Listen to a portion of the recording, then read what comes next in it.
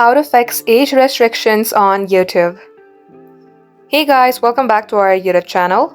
Without any further ado, let us get started.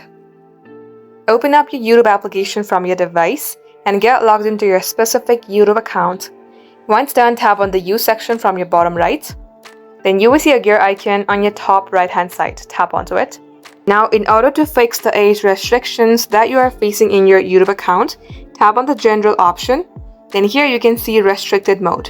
If it's toggled on, make sure you toggle it off. This will help to hide potentially mature videos if it's toggled on. So once you toggle it off, all the videos that may or may not have been age restricted will be shown to you. Just like so, this is how you can do the same as well. That wraps up today's tutorial. If you would like to see more videos on this topic, then please comment down below. In the meantime, like and subscribe to our channel, and we will be back with more helpful contents like this.